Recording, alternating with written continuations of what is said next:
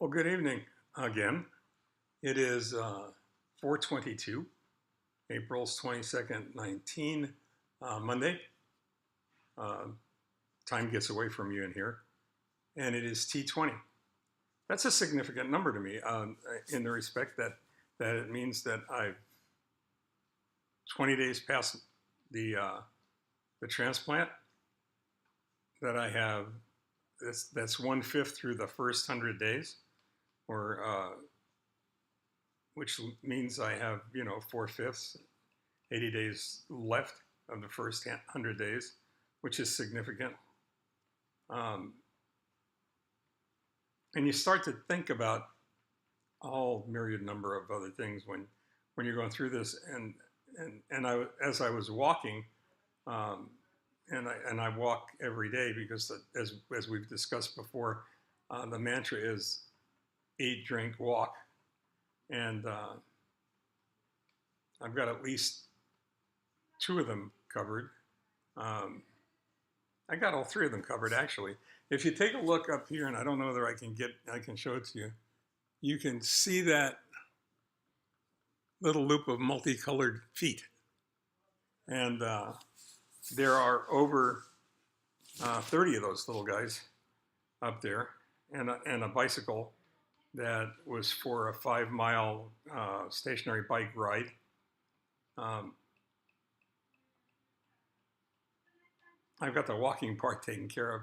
And as you walk this loop in the hotel, in the hospital, I start from my room, go out the door, make a left-hand turn, go to the end of the hallway, turn around and come back, go all the way to the end of the wing, make a left, go across to the other half of the ward, make a left-hand turn and go to the door to the lobby, which I can't pass through that door. If I pass through that door, God only knows what will happen. I'll probably melt, or something else strange will happen, because there are too many germs on that side of the door for them to be comfortable allowing me to walk through there, an open passageway, to the next wing, and walk the loop there. If you do that,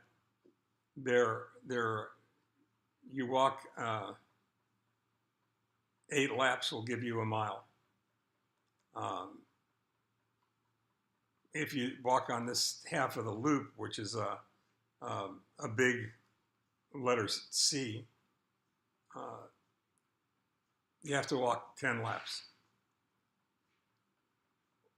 Well, I'm not the only one here. I mean, there are 38 other people on this wing alone, on the west wing alone. And in the course of walking, you meet other people, other patients that are walking.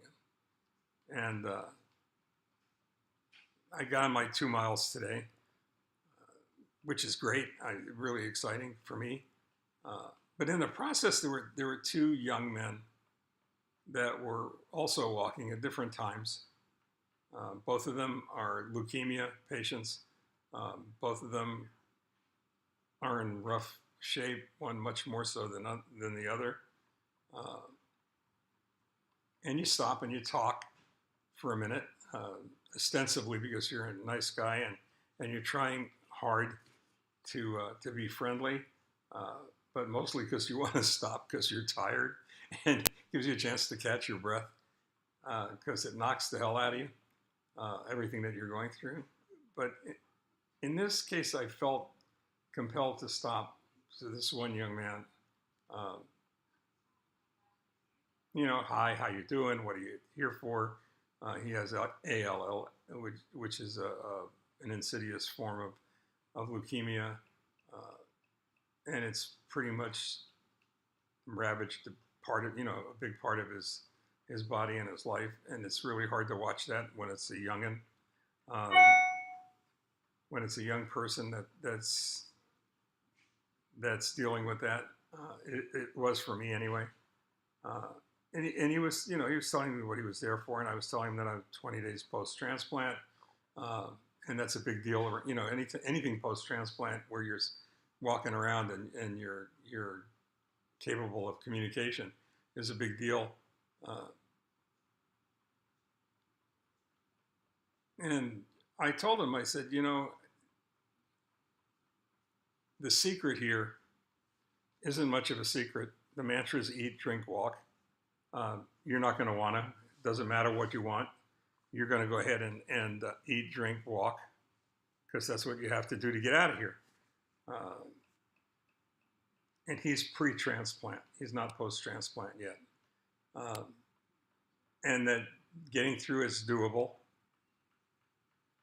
But you really have to focus on keeping sight of what's to follow. You really have to, as Stephen Covey said, you really have to keep the end in mind. You have to keep your purpose in mind. You have to keep what it is you're fighting for in mind. And it really made me think a lot about where we are right now. How you doing? Just checking the bathroom. Okay, that was my PCA coming through, who is one of the most pleasant, smiley, funny, happy young women I think I've ever met, and a joy to be around. And that was the universal sound of a toilet flushing.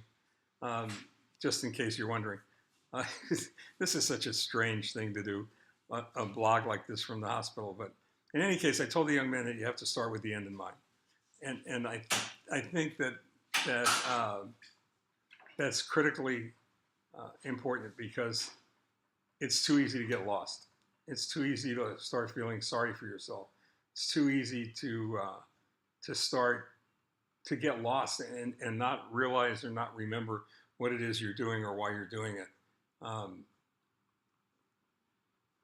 And I realized as I was giving this advice to a young man who never asked for it, probably isn't going to listen to it. I hope he listens to it. What that philosophy has meant to me, especially here. If you define that end as returning to being a full functioning human being, returning to your responsibilities, what you have to do in order to be who you want to be, father, husband first, father, grandfather, the things you want to continue to do professionally, and the things that you want to do for the greater good, for the City of Hope, for the Lymphoma Leukemia Society, for the MPN Foundation, all of the above. You really have to stay almost fixated on that, to the exclusion of almost all else, in my opinion, at least. And I believe that being able to do that, being strong enough to do that over the last number of years is critical. And certainly through the transplant process itself, because the chemo just beats you to death. But that it doesn't only apply in life and death situations like I found myself in, or these two young men find themselves in. It applies to almost all instances in life. And I think that behooves each of us, all of us, every one of us, to sit down and figure out what their end is, what it is you're trying to accomplish, what you want that future life to be, to look like. All of those things are critically important, and they're things that demand answers, because you can't you can't make it work if it's a muddy vision, if it's not clear, if it's amorphous in some way, and you can't really grab a hold of it and shake it and make it work. You need to see what's the other end of the tunnel. Otherwise, you can get lost in that tunnel very easily. And I don't think I could. I don't think I would forgive myself if I didn't at least share that, because it occupies a large part of bandwidth in the running on the operating system in my mind.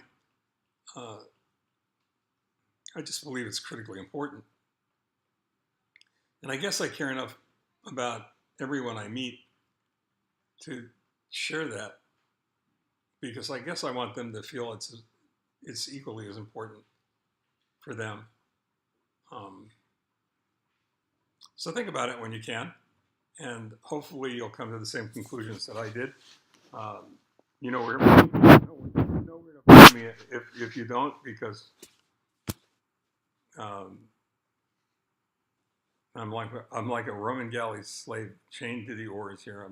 I'm not getting off the boat until somebody cuts the chains loose and lets me know it's okay to start the next part of this journey. So stay well, take care. Know that I'm thinking about you and I care about you very much, all of you. Bye-bye.